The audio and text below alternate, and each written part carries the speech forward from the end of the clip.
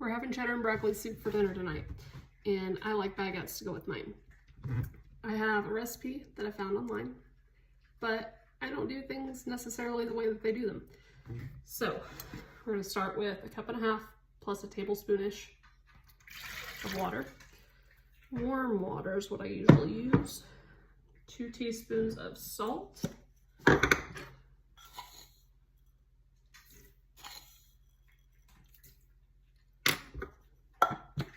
Let's see, a teaspoon of yeast. A giant thing of yeast, because I bake a lot.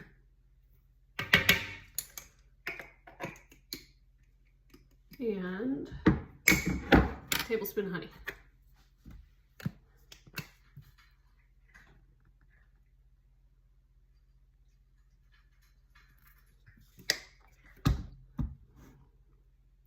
Shouldn't put the honey in yet, the yeast in yet.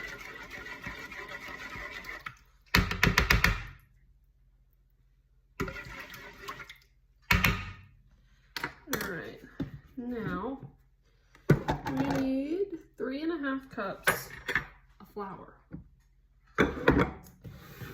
I have never used a scale. We have a scale, it's over there. But I like to do things the way I've always done them. So, 1, 2, 3,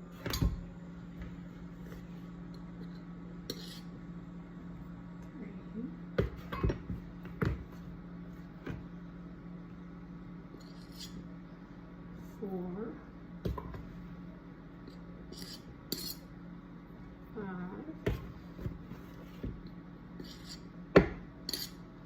6. Does anybody else lose complete track if you don't count out loud? 7. That's a 1/2 cup measuring cup.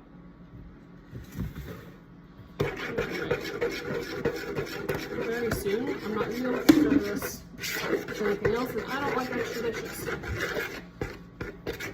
Just use a butter knife. Oops. We make a big mess. It's necessary.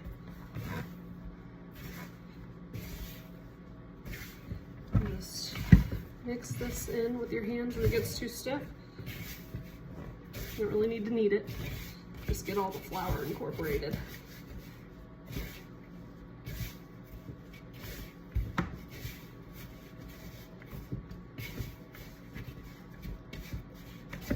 Ooh, sticky spot.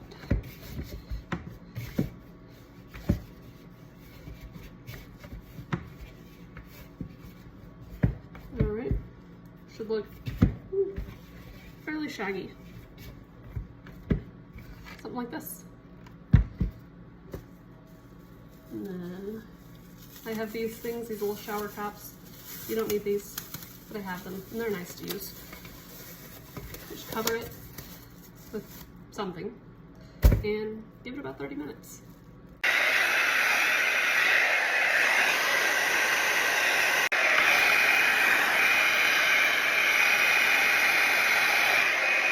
Alright, we're back.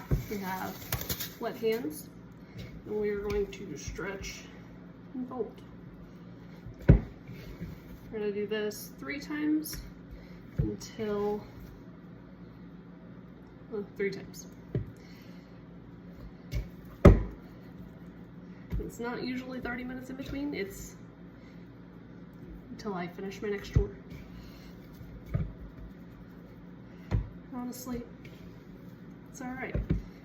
The recipe says that you have to follow specific instructions. It's very hard line. I think they turn out wonderful. And I can't really do all that because I got other things to do.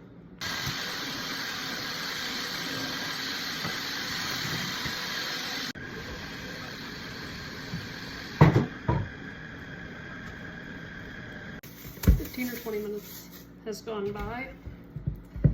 I'm gonna go ahead and stretch and fold it again.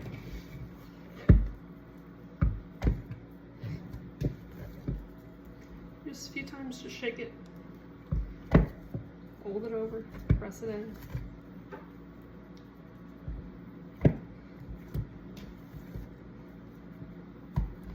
that was looking not nearly as shaggy anymore. Cover it back up, wait for our last one.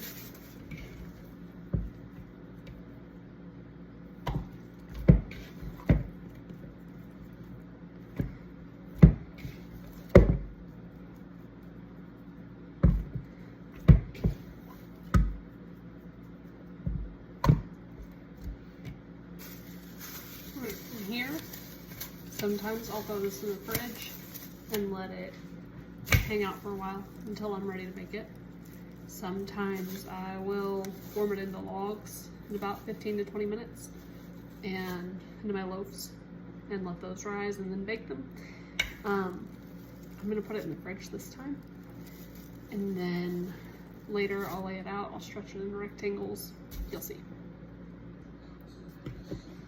It is officially later in the day, it's time to make supper. So I'm going to flour my counter a little bit. Make a big mess all over the space that I'm going to need to work in here in just a minute. And then take my dough out onto my counter. Let's see if I can make it to where you can see it better. I'm going to split this dough in half-ish. Seems about right. And then I'm going to stretch this out. And then into a rectangle. And I assume this is so that it'll come back up to temperature because it just came out of the fridge. I could be completely wrong. But I only do this if I put it in the refrigerator. And then I'm just gonna leave it there on the counter. And do the other one.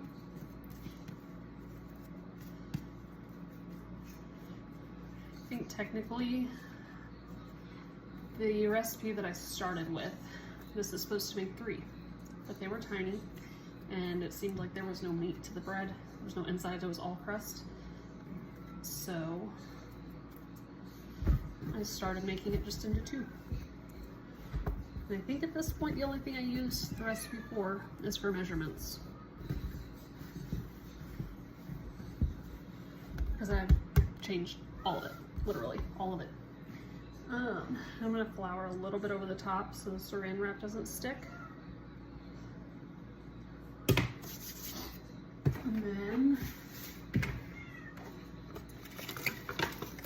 oh, I'm running out. Just put the saran wrap right over the top.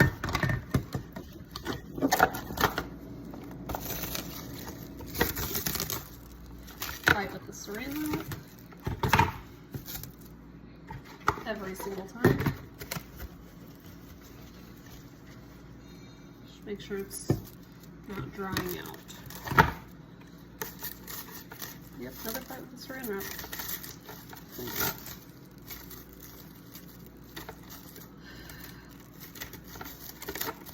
I do mean every time. Alright, and this is what it looks like. Now we let it sit until we're tired of letting it sit. Alright, so my rectangles have come back to room temperature. I'm stretching out a little bit. I'm taking just roll little by little all the way to one end and then to the other, back to the other. And then I'm going to pinch the seam just a little bit, wherever that ends, and put it on a parchment lined baking sheet. Save my plastic because I'm going to reuse that. Do it again.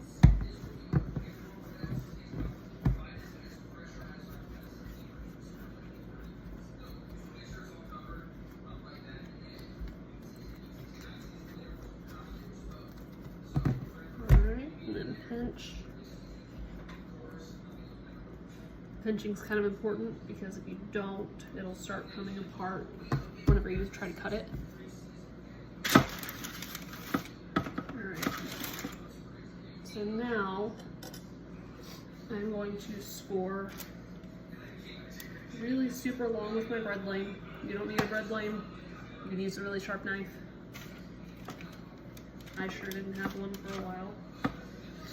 And then I'm going to take the plastic that I had it covered with, cover it back up while my oven preheats to 475 with a bread pan with just a little bit of water in it. I'm gonna bake it for 15 minutes, and then I'm gonna take the bread pan out. I'm gonna lower my heat to 450 and flip it so that the opposite side can brown evenly. Here it is. Would have worked a lot better if I would have waited for it to cool, because it falls apart, but it's so good.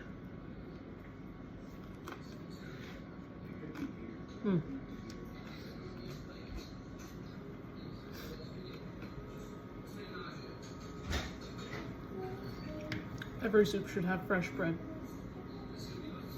Dinner!